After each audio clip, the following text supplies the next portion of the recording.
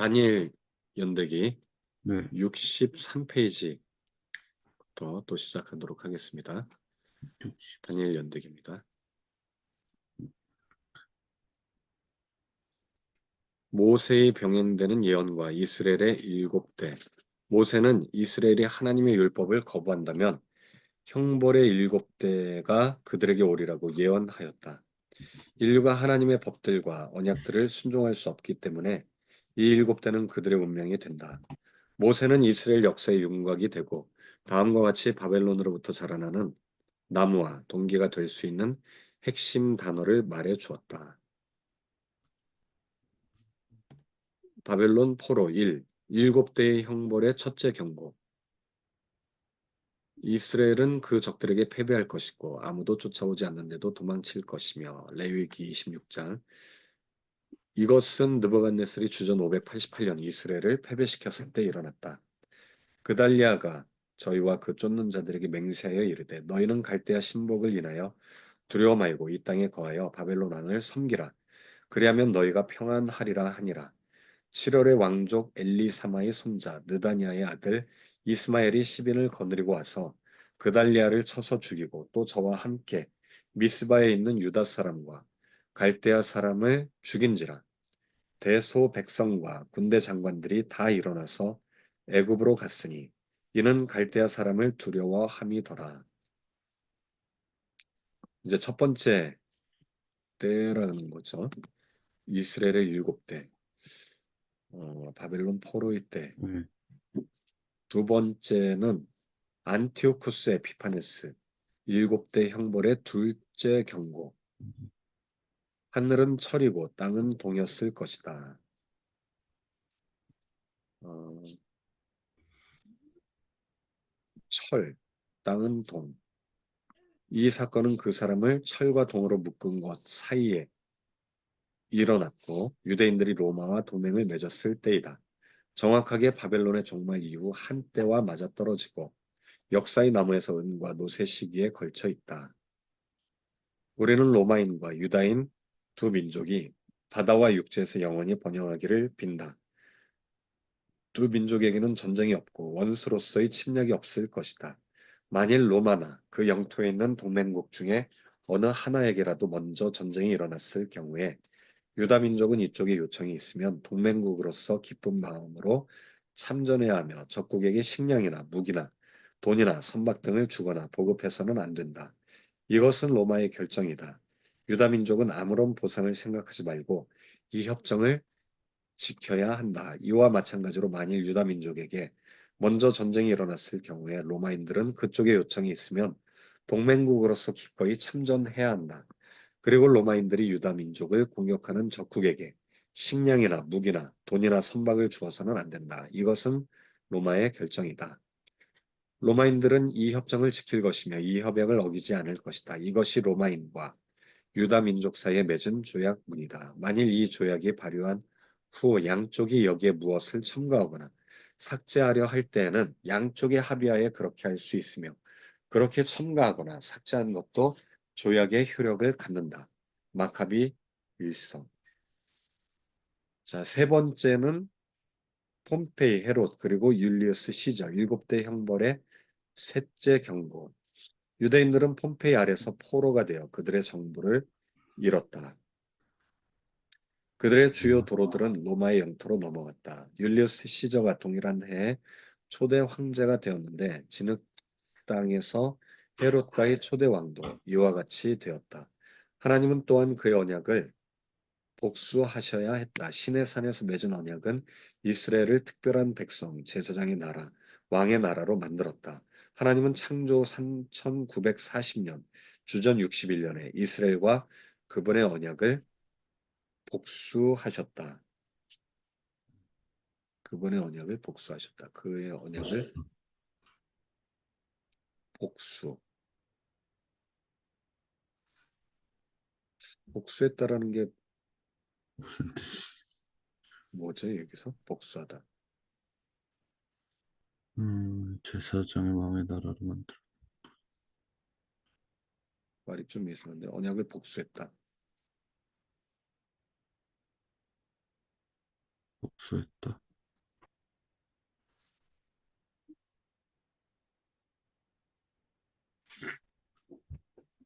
복수, 리벤저 뭐 이런 건가요?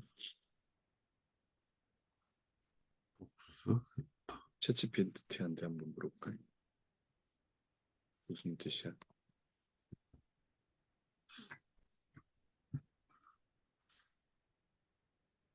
무슨 뜻이야?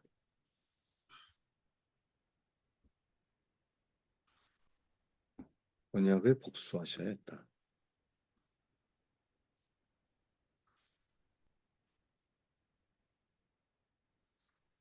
성취를 해야 된다?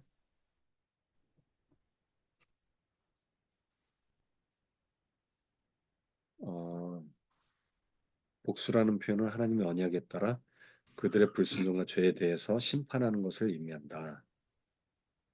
음, 언약을 지키지 않았을 때 그거에 대한 심판을 복수한다라는 지키지 않았다. 표현으로 한다는 거구나. 그쵸? 네.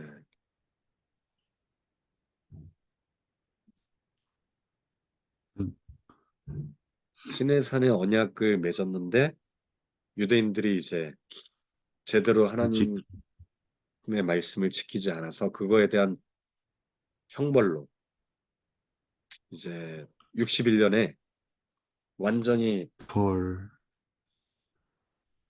이 로마에게 완전히 넘어갔다라는 거네. 그들의 정부를 잃어버렸다. 특히 폼페이 때는 이스라엘이 그 성전도 파괴됐잖아요. 폼페이.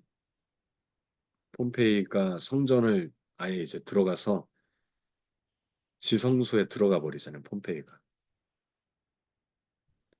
그리고 제사장들이 70년, 팔이 다 잘리고 막 거기 막으려고 했다가 군인들한테 이제 다 잘리고 막 팔다리 잘리고 그 사건이 있었던 네, 게 이때 64년에 있었고 61년에는 이제 폼페이가 완전히 그 이스라엘을 점령하고 네, 예, 하게 돼버린 거죠. 61년에 완전히.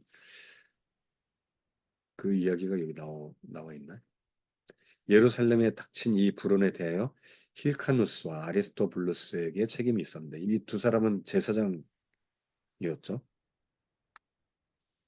그들의 불화, 불화가 아니라 불화. 둘이 형제였잖아요. 우리의 자유를 잃고 로마에 복속되었고 우리의 힘으로 얻어서 시리아인들로부터 빼앗은 지역을 그들에게 되돌려 주어야 했고 더욱이 로마인들은 얼마 되지 않는 기간에 우리에게서 1만 달란트가 넘게 공출해 갔다. 예전에는 대제사장으로 출생한 사람들에게 부여되었던 왕족의 특권이 평민들의 특권이 되었다. 대제사장이었었잖아요. 이들이. 근데 이제 폼페이를 배신하면서 성전이 완전히 지성소가 다 파괴가 되고 폼페이가 지성소에 딱 들어가 버리게 됩니다. 근데도 죽지 않으니까 폼페이가 이방인으로서 어, 죽음을 당하지 않는 마치 예수님 십자가 사건을 통해서 이방인이 더 이상 지성소에 들어갈 수 있는 담력을 얻게 된 어떤 상징적인 인물로 이렇게 생각을 하고 있죠, 지금. 폼페이라는 인물은 그런 상징적인 또 의미를 갖는 인물로 보여집니다. 네 번째는 베스파시안, 일곱 대 형벌의 넷째 경고. 하나님은 로마의 군대들이 주 70년의 도시와 성소를 파괴하도록 허락하셨다. 네 번의 경고 후에 그들의 운명은 일곱 대 전체 동안 임봉되었다. 그들은 자녀들을 먹어야 했었고 나라들 중에서 멸망해야 했다. 그 땅은 안식년들 동안에 쉬어야 했다. 땅은 하나님께 속하고 희년에는 되돌려 주어야 했다. 모든 점유자들은 유대인이든 이방인이든 나그네여 행인일 뿐이었다. 베스파시안이 유대인들을 그들의 땅에서 몰아낸 주후 70년에서 40번의 희년 이전에 야곱이 태어났다. 이스라엘 군대가 예루살렘을 주후 1967년에 점령했는데 이건 6.1 전쟁 때 이야기하는 거죠. 모세가 도망한 지 70번째 희년이고 모세가 도망한 지 여호수아에 의해 땅을 분배된 지 69번째 희년이다. 이것은 하나님이 그분의 백성 이스라엘을 다루시는 그분의 전체 목적과 계획을 하나로 묶어주는 것과 같다. 음, 그래서 희년에 대한 게 여기 이제 이스라엘의 희년 구분 요거를 보여주는 거죠. 야곱의 출생부터 티투스에 의해서 성전이 파괴된 거를 이렇게 이제 나누고 있는데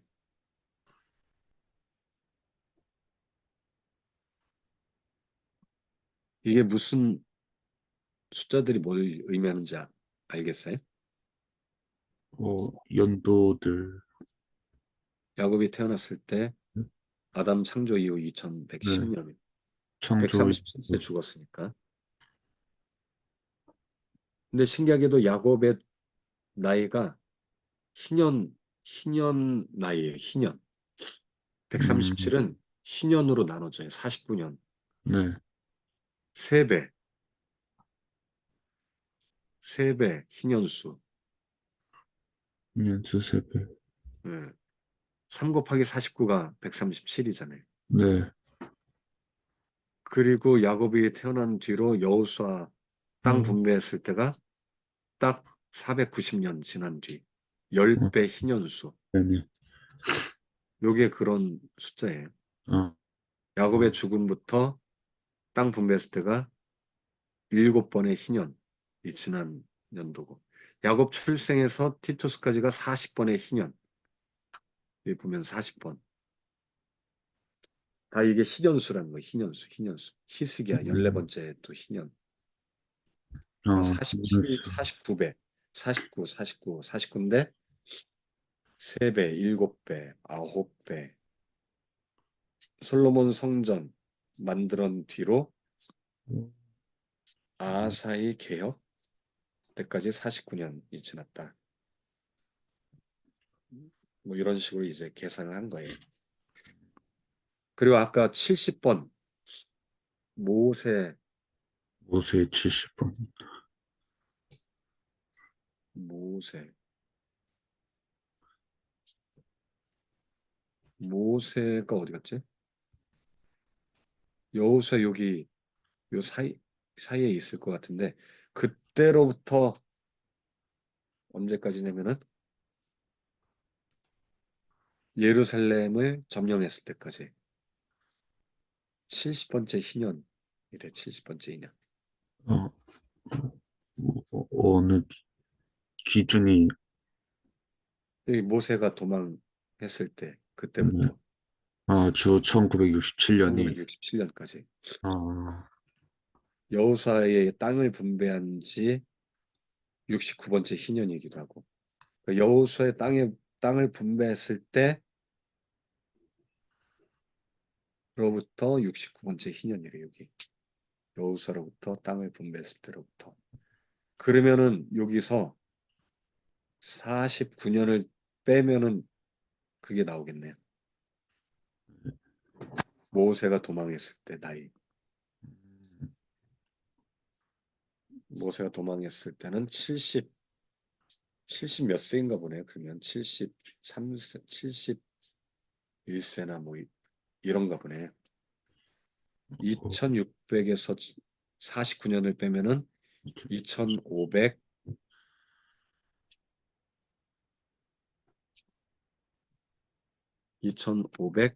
1년, 2551년. 51년. 이게 이제 아담 창조 후, 하다 창조 후 창조. 2551년. 그 2000 아까 600년이 모세가 도망갔을 때, 70. 이때가 여호수아 땅 분배. 근데 요거는 이제 BC로 하면은 BC 마이너스. 1400 1년인가 보네.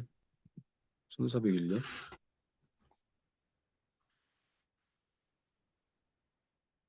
두 개 합쳐서 4001년이 돼야 되잖아요.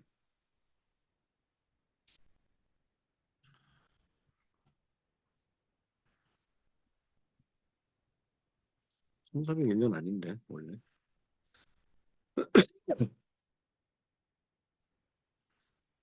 이상한데? 2600.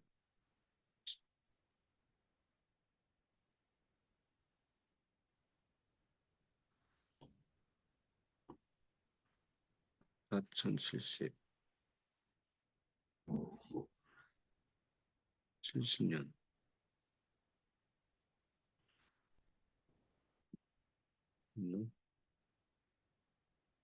사람 창조. 0년이면 4001년. 맞는데.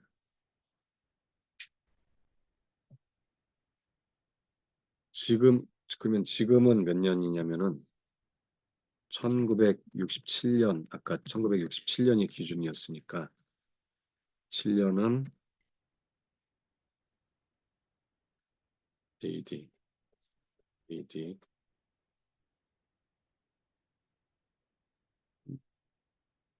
4000,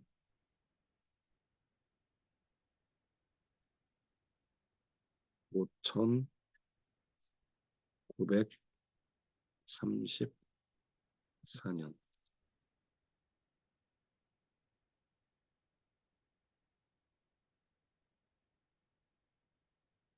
이게 돼야겠죠?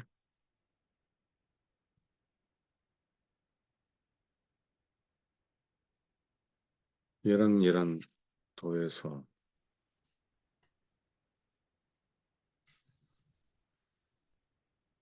6000년이 돼야 되나? 6000년. 4001년. BC 4001년. 어, 이거 7년. 3년이 돼야 되지. 아니다. 67년. 5967년이 돼야 되지. 맞나요? 지금은 6025년이잖아요. 2005년. 네. AD 2025. 그러니까 그러면 2006년에서 5, 9, 6, 7 빼기 2, 5, 5, 1은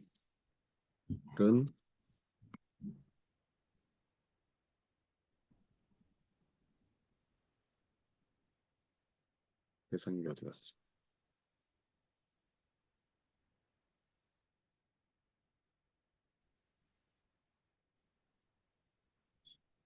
3416, 3416 3416. 16년이죠. 네. 계산기.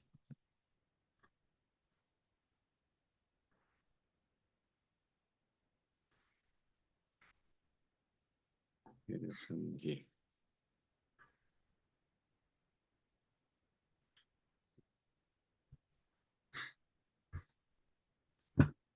그래서 3416년. 네. 3416 나누기 49는 아이씨 애매하게 떨어지. 70이 돼야 되는데 뭐가 잘못됐다. 1967년에서 49년.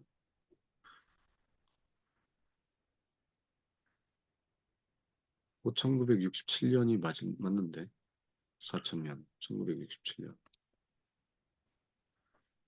2600년,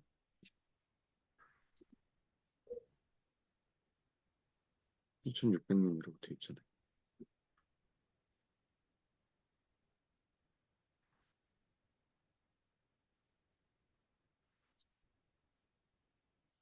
뭘 잘못했는지 모르겠네. 왜 그럼 여호수아의 분배 더 땅 분배 때가 2600년이라고 아까 얘기했을 때. 거기에서 희년, 그때가 69번째 희년이라고 했고.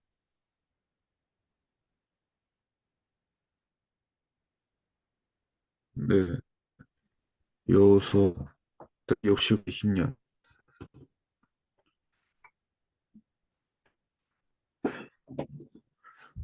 모세 때가 70번째 희년이 돼야 되는 건데. 그러니까 모세 때 49년을 빼면 2551년이잖아.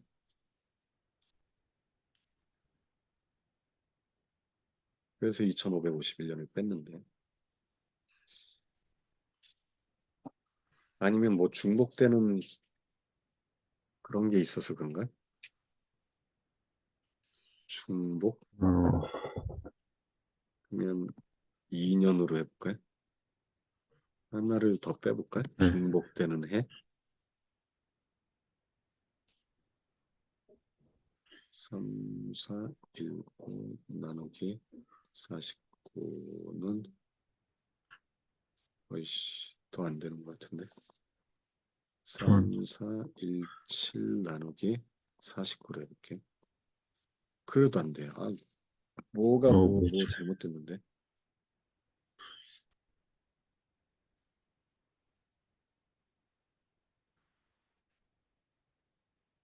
어, 그러면 70 곱하기 49를 해볼게. 3, 4, 3, 3, 4, 3, 3,430? 15년이 뭐가 빠졌네. 그럼 여호수아 땅 분배했을 때가 2600년이 아닌데, 그러면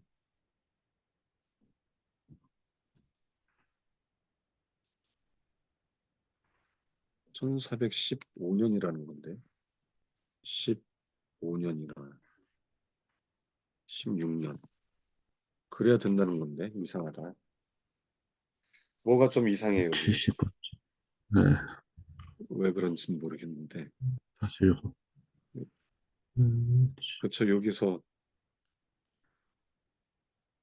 70번 희년이 되려면 3430년이 돼야 돼.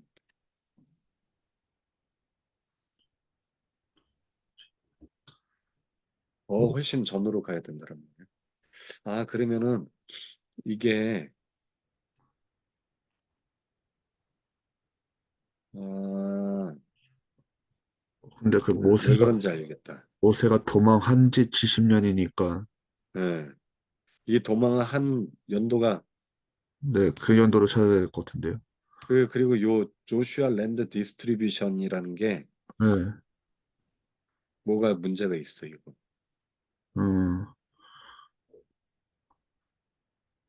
얘 문제가 있어, 이거 진짜 문제가 있어.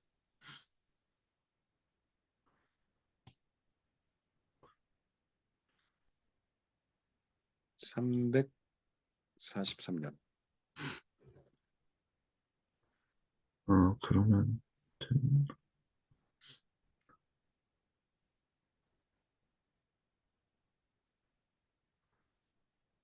요게 뭔가 조슈아 랜드 디스트리뷰션이 어, 실은 출애굽했을 때가 네, 1461년이었거든요. 1461년, 네, BC. 그리고 가나안 땅에 들어갔을 때가 40년 뒤, 1421년.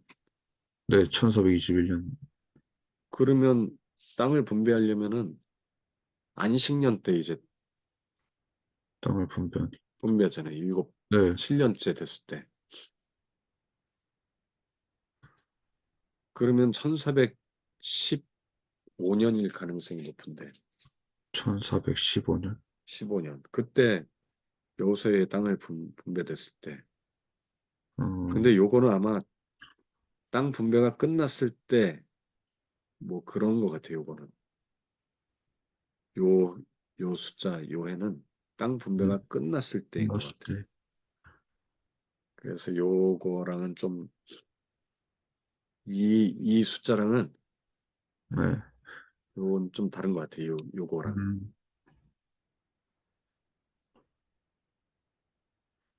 음, 요 숫자들이랑 얘 출발점이 다른 것 같아. 그쵸? 야곱 태어났을 때 출발점이 있고, 모세가 도망한 연도는 얘랑 관련이 없어요. 여기 요거. 요 연도랑은 상관없는 거예요. 아, 그러나 종료점은 여기 1967년인 건 확실하고. 17년. 예, 네. 그렇게 해서 계산을 해야 되는 것 같아. 그거는 뭐 나중에 또 1편에서 나오니까 넘어갑시다. 로마인의 파괴에 대해 이야기하며 요세푸스는 네. 우리에게 말하기를 그리고 그녀는 아주 무도한 일을 시도했는데 그녀의 품에서 젖을 먹던 아이인 그녀의 아들을 낚아치며 말하기를 오, 너 불쌍한 아이야. 누구를 위해 너를 이 전쟁과 기근과 난동 중에서 보호할 것인가? 로마인들과의 전쟁이라면 그들이 우리 생명을 보존한다고 해도 우리는 노예가 되고 말 것이다. 우리가 노예가 되기도 전에 또한 이 기근으로 우리는 멸망할 것이고 더구나 이 사악한 난동은 모든 것들보다 더 끔찍하다. 그래 너는 내 먹을거리고 이 난동 부리는 종자들에 대한 분노이자 세상에 대한 작별 인사이며 이것으로 이제 우리 유대인들의 참변은 마무리가 되고 있다. 그녀는 이 말을 하자마자 그 아들을 죽여서 굽고 그 반절을 먹고 나서 나머지 반절은 그 옆에 숨겨 놓았다. 유대 전쟁사. 로마 군대들은 예수님이 십자가에서 죽으신 40년이 되는 날에 예루살렘을 포위했다. 이스라엘이 예수님을 거부한 것은 이방 나라들의 소망을 의미하는데 그와 이스라엘은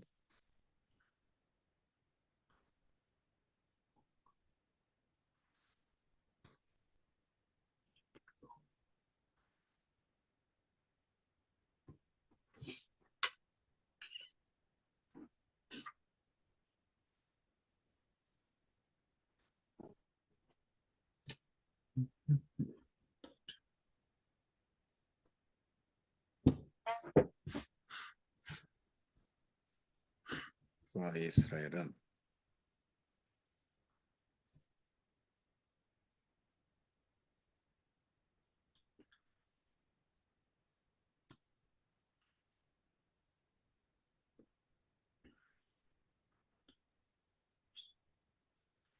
음. 저장되는데 되게 오래 걸리네. 예.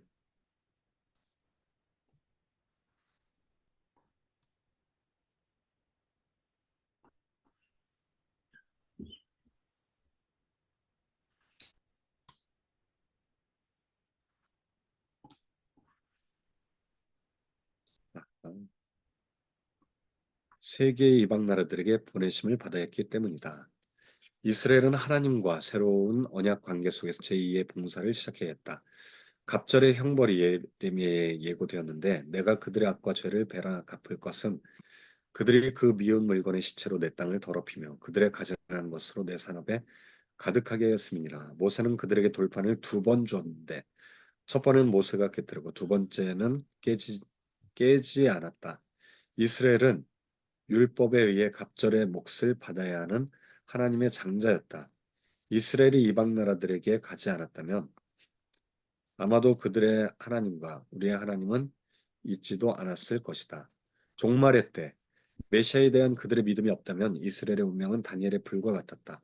그렇지만 하나님은 아브라함과 이삭과 야곱과 맺으신 언약을 잊지 않으셨다. 마지막 날에 그들의 죄를 고백할 것이고 하나님은 그들을 그 땅으로 돌아오게 하셨다. 이 뒤에 그들의 마음에 할례가 뒤따를 것이다. 이스라엘이 1948년 독립을 얻었을 때 이사야서의 일부를 읽었는데 내 백성을 위로하라 그들을 위로하라고 주님께서 말씀하셨다.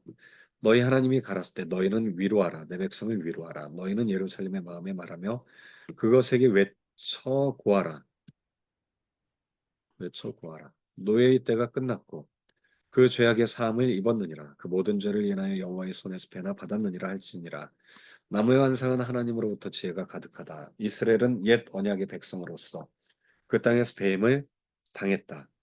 하나님의 나라는 열매를 맺게 될 전체 인류로 퍼져나가야 했다. 이스라엘의 일부가 생명의 나무에서 베어냄을 당해서 예수님의 말씀을 확증해 주고 있다. 이튿날 저희가 베다니에서 나왔을 때 예수께서 시장하신지라 멀리서 잎사귀 있는 한 무화과 나무를 보시고 혹 그 나무에 무엇이 있을까요? 가셨더니 가서 보신즉 잎사귀 외에 아무것도 없더라. 이는 무화과의 때가 아니니라. 예수께서 나무에게 일러 가라사대 이제부터 영원토록 사람이 내게서 열매를 따먹지 못하리라 하시니 제자들이 이를 듣더라. 하나님의 나라는 모든 인종들의 나무로서 보여주는 것처럼 유대인과 이방인이 똑같이 열매를 맺기 시작했다. 바울은 하나님의 새 언약을 받아들여서 로마인들에게 경고했다.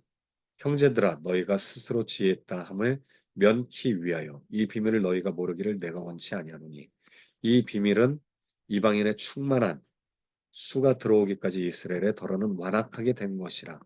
그리하여 온 이스라엘이 구원을 얻으리라. 기록된 바 구원자가 시온에서 오사 야곱에게서 경건치 않은 것을 돌이키시겠고 내가 저희 죄를 없이 할 때 저희에게 이루어질 내 언약이 이것이라 함과 같으니라.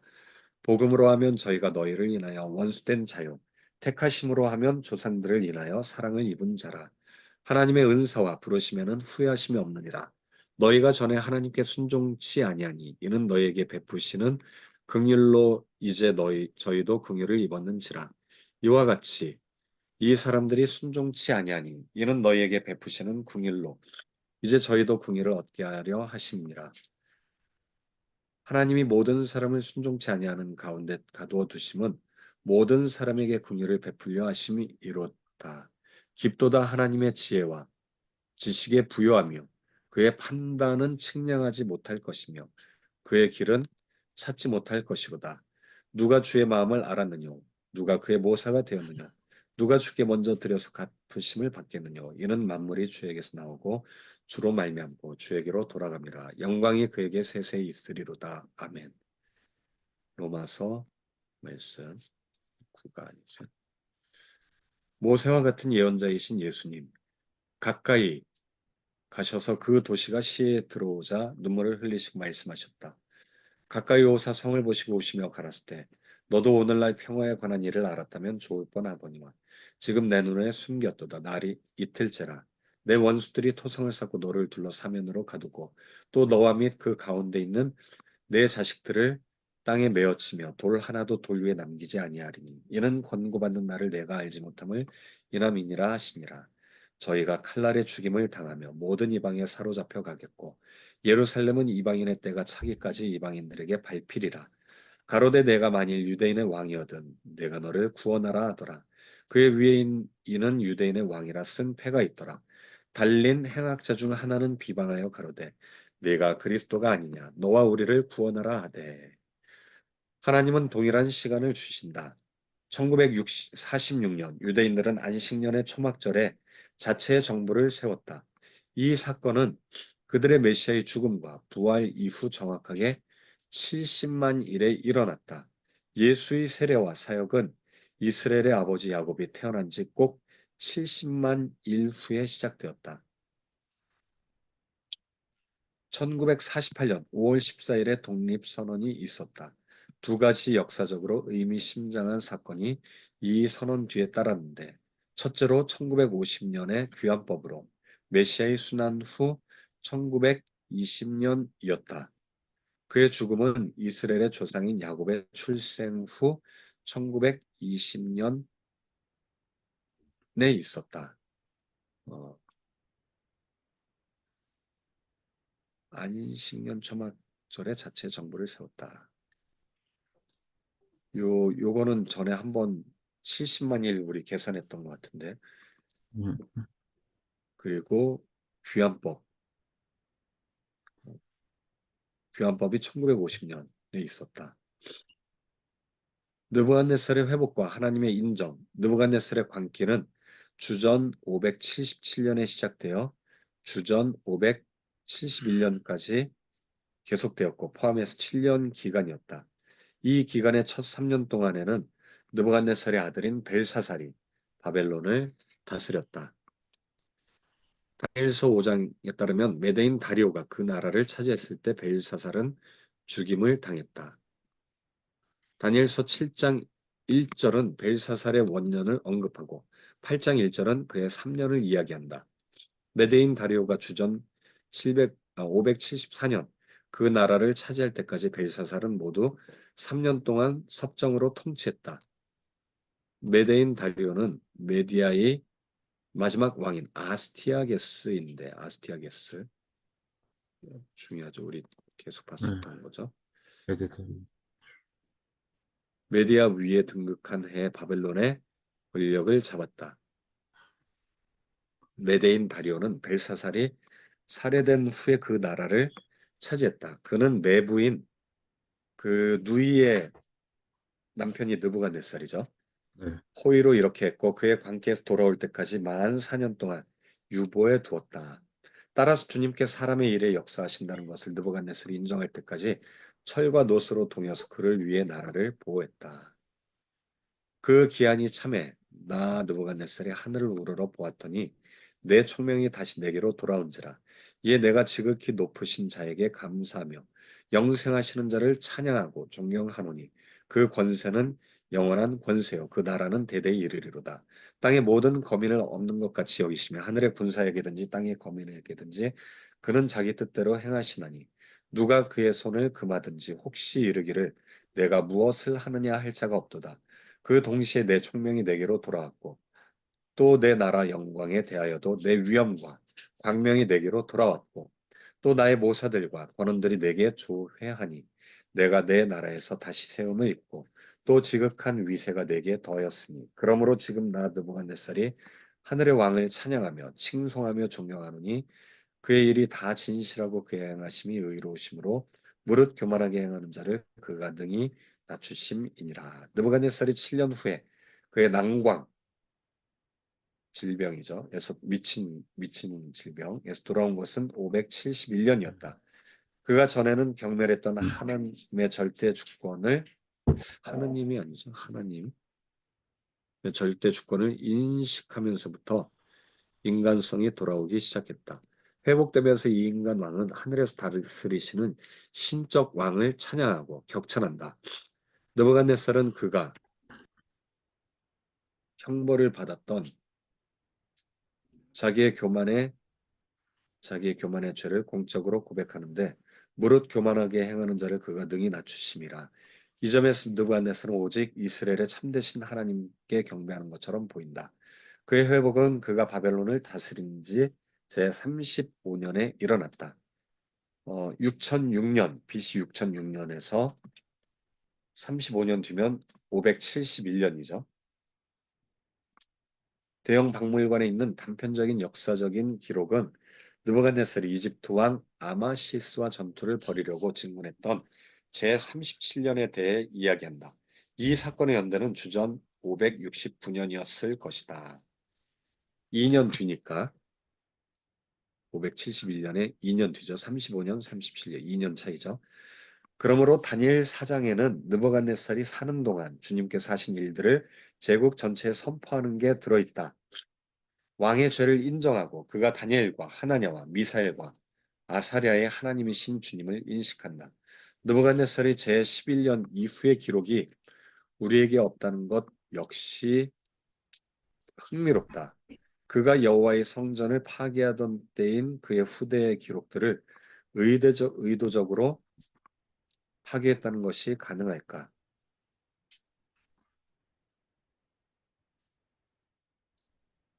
느부갓네살에 대한 이 기록이 없다.